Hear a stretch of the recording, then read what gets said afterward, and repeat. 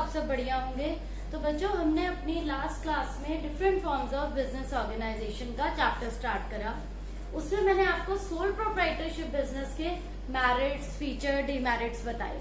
तो अगर एक पर्सन को सोल प्रोप्राइटरशिप बिजनेस करना है, आपको पता चला उसके बेनिफिट्स क्या है, उसके डीमेरिट्स क्या है। इसी टाइप से मैं आपको partnership form of business explain करूंगी, कंपनी फॉर्म ऑफ बिजनेस बताऊंगी क्या होता है, cooperative form of business organisation क्या होता है। But before that one should know what is Hindu undivided family business. आपने ये वर्ड सुना होगा पहले कभी, बट अगर नहीं सुना तो मैं आपको ये एक्सप्लेन करती हूँ कि ये ज्वाइंट हिंदू फैमिली बिजनेस क्या है। बच्चों, joint Hindu family business is the business carried out by the members of Hindu family. मतलब एक फैमिली के जब बहुत से लोग एक ही बिजनेस में इन्वॉल्व होते हैं तो उस बिजनेस को हम ज्वाइंट हिंदू फैमिली बिजनेस बोलते हैं, क्योंकि उस फैमिली के सभी पर्सन वही बिजनेस कर रहे हैं जो उनके एंसेस्टर्स का चला आ रहा है। इसमें जो मेन हेड होता है बच्चों, वो कर्ता होता है। सभी जो डिसीजंस हैं वो कर्ता लेता है, क्योंकि कर्ता जो है फैमिली का हेड मेंबर है। तो यहाँ पर मिनिमम जो है 2 मेंबर्स का होना जरूरी है। रिक्वायरमेंट जो 2 minimum members of a family, क्योंकि ये फैमिली बिजनेस की बात हो रही है। 2 minimum members of family and the head of the family is कर्ता। जो फैमिली का हेड है वो कौन होता है? कर्ता। फाइन। अब इस टाइप के बिजनेस के लिए बच्चों कोई एग्रीमेंट की जरूरत नहीं होती। नो एग्रीमेंट इज रिक्वायर्ड, क्योंकि फैमिली के मेंबर्स ही इस बिजनेस का पार्ट है। कोई एग्रीमेंट की जरूरत नहीं है। फिर ये बिजनेस किस एक्ट के अंडर चल रहा है? मतलब ये जो बिजनेस है ज्वाइंट हिंदू फैमिली बिजनेस, ये हिंदू सक्सेशन एक्ट के अंडर गवर्नड है। हिंदू सक्सेशन एक्ट कौन से ईयर का है ये? 1956। Governed by this type of business is governed bye Hindu succession act 1956। मतलब कोई एग्रीमेंट की रिक्वायरमेंट नहीं है यहाँ पर, बट ये जो बिजनेस है ये हिंदू सक्सेशन एक्ट के अंडर चल रहा है। फाइन। तो यहाँ पर जो मेन हेड है वो कर्ता होता है बच्चों। 2 मिनिमम मेंबर्स का होना जरूरी है। और यहाँ पर जो पार्टनर्स हैं दे आर को पार्टनर्स। वो को पार्टनर नहीं है बच्चों। जो यहाँ पर मेंबर्स होंगे उन्हें हम क्या बुलाएंगे? दे आर को पार्टनर्स। सब लोग मिलकर प्रॉफिट शेयर करते हैं। प्रॉफिट शेयरिंग में सबका राइट है। तो हम इसके कुछ फीचर्स पढ़ते हैं। फीचर्स क्या हैं इसके? फर्स्ट फीचर इसका आएगा इसकी फॉर्मेशन। फॉर्मेशन के लिए बच्चों कोई एग्रीमेंट की रिक्वायरमेंट नहीं है and there should be 2 minimum members. ये फर्स्ट पॉइंट है फॉर्मेशन में। Next is liability.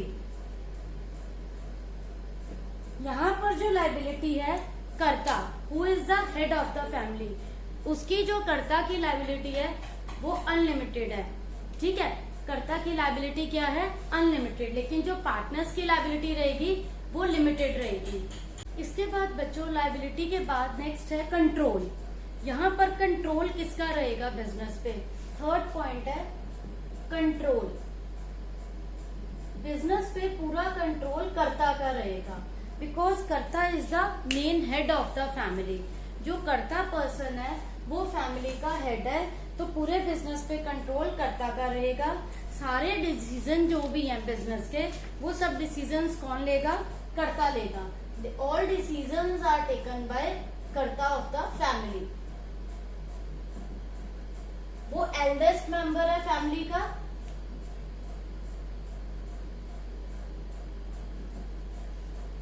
वो फैमिली का एल्डेस्ट मेंबर है। सब डिसीजंस वो अपने अकॉर्डिंग लेगा। फाइन। इसके बाद नेक्स्ट आता है माइनर मेंबर्स।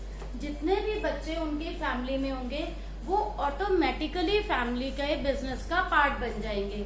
वो फैमिली के पार्टनर बनेंगे, बट वो उनकी एज कम है, दे आर माइनर, स्टिल वो फैमिली के, वो इस बिजनेस के मेंबर्स रहेंगे, माइनर मेंबर्स रहेंगे, क्योंकि वो छोटे हैं। उनका बर्थ उनकी फैमिली में ही हुआ है, तो कोई रिस्ट्रिक्शन नहीं है उन्हें मेंबर बनने से कोई नहीं रोक सकता। जितने भी न्यूली बॉर्न्स हैं या जो भी छोटे बच्चे हैं, they are the members of this business. Fine. After this बच्चों, हिंदू अनडिवाइडेड फैमिली के मैंने आपको फीचर्स कराए। इसके बाद आपको पता होने चाहिए कि इस टाइप के बिजनेस के मेरिट्स क्या होंगे। तो फर्स्ट मेरिट यही है इसके अंदर, इफेक्टिव कंट्रोल।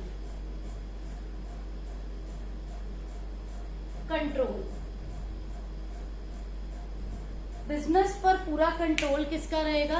कर्ता का। कर्ता is the head of the family, सभी डिसीजंस वही लेगा और उसके जो भी डिसीजंस रहेंगे उससे किसी को कोई भी कॉन्फ्लिक्ट नहीं कर सकता। बाकी जो भी मेंबर्स हैं, they should be agreed upon the decision of कर्ता, कि कर्ता जो भी डिसीजन लेगा बिजनेस के लिए, it will be better for the firm. Next है कंटिन्यूड बिजनेस एग्जिस्टेंस। यहाँ पर क्या है बच्चों, सोल प्रोप्राइटरशिप में जैसे अगर उस पर्टिकुलर पर्सन की डेथ हो जाती है और कोई मिसहैपनिंग, तो वो बिजनेस शट डाउन हो जाता है। यहाँ क्या है, जॉइंट हिंदू फैमिली बिजनेस में उस एक पर्टिकुलर पर्सन की डेथ हो जाए या कुछ मिसहैपनिंग हो जाए, उसका जो एंसेस्टर, उसकी आगे की जनरेशन का जो भी पर्सन होगा, वो उस बिजनेस को कंटिन्यू करेगा। तो ये इसकी मेरिट है कि जो आपका बिजनेस है वो कंटिन्यू चलता रहेगा।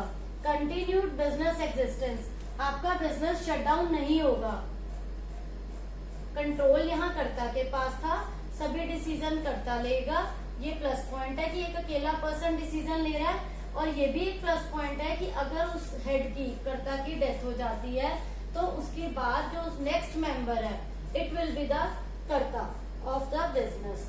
वो सारा बिजनेस वो चेक करेगा, वो लुक आफ्टर करेगा उस बिजनेस को। फाइन। इसके बाद नेक्स्ट मेरिट है लिमिटेड लाइबिलिटी ऑफ मेंबर्स, कि मेंबर्स की जो लाइबिलिटी रहती है वो लिमिटेड है। अनलिमिटेड लाइबिलिटी रहेगी सिर्फ कर्ता की। लिमिटेड लाइबिलिटी ऑफ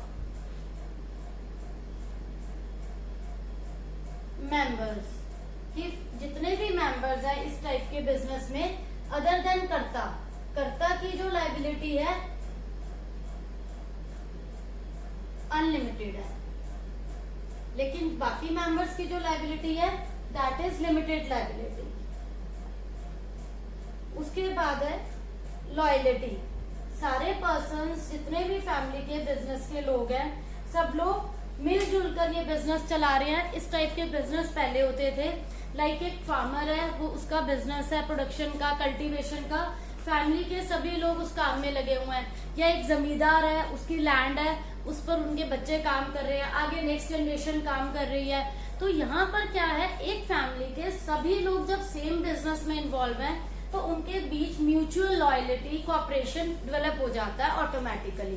तो these are some merits of this type of business. Now बच्चों, इसके बाद अब आपको पता होना चाहिए कि इस टाइप के बिजनेस में डीमेरिट्स क्या हो सकती हैं, नेगेटिव पॉइंट्स, ड्रॉबैक्स क्या हो सकती हैं।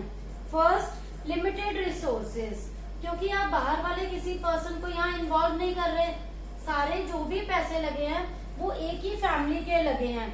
आप एडिशनल कैपिटल बाहर से नहीं ले रहे, ओनली एंसेस्ट्रल प्रॉपर्टी है यहाँ पर। एक ही फैमिली के जितने भी रिसोर्सेज हैं, only that are used here. किसी एडिशनल एक्स्ट्रा आउटसाइडर का अमाउंट यहाँ इन्वेस्ट नहीं हो रहा।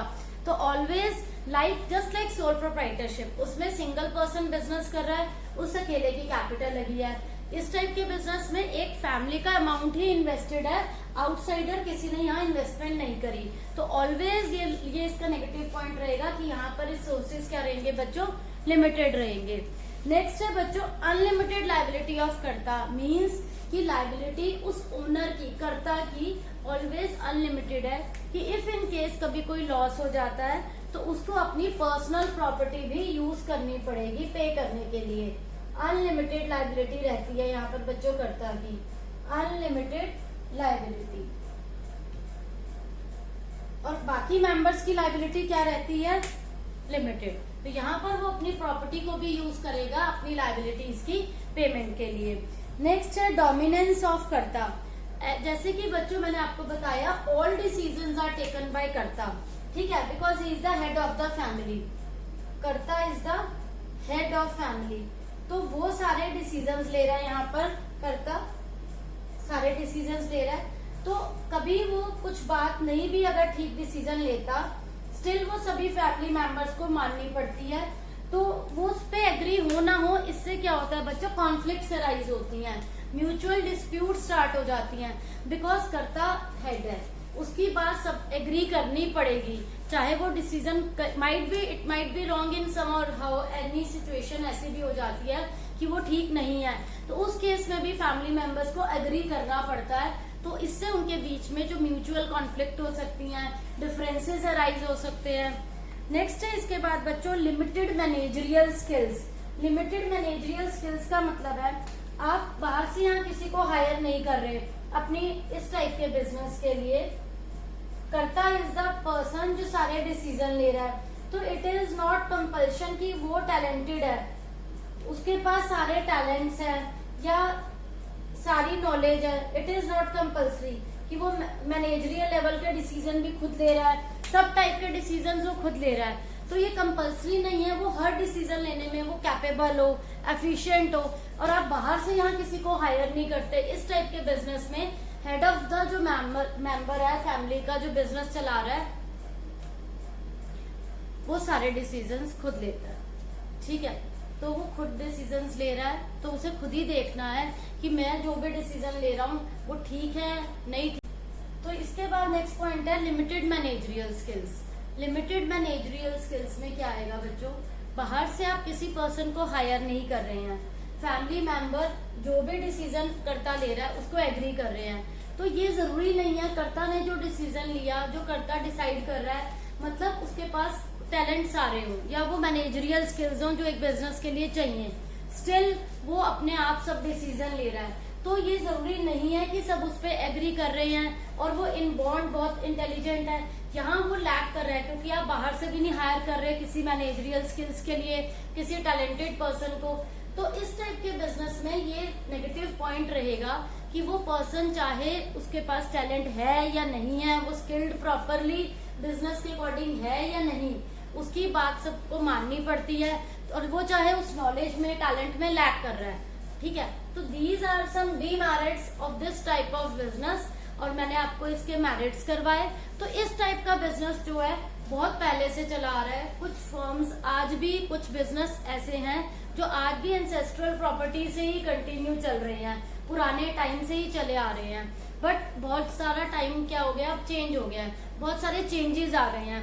अब बहुत सारे लोग प्रेफर करते हैं पार्टनरशिप में, कुछ लोगों को लगता है हम अकेले ही सफिशिएंट है डिसीजन लेने में, वो सोल प्रोप्राइटरशिप की फेवर में रहते हैं। कुछ लोगों को लगता है कि रिसोर्सेज की प्रॉब्लम रहती है सोल प्रोप्राइटरशिप में, तो वो मिलके पार्टनरशिप में रहना ज्यादा प्रेफर करते हैं।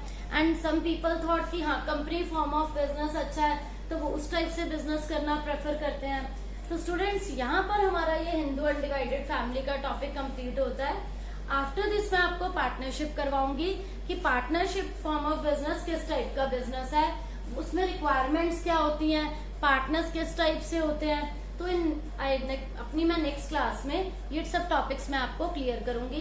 होप सो ये आपको क्लियर होगा, कोई डाउट नहीं होगा। Still you are having any doubt, please ask in comment section. Thank you.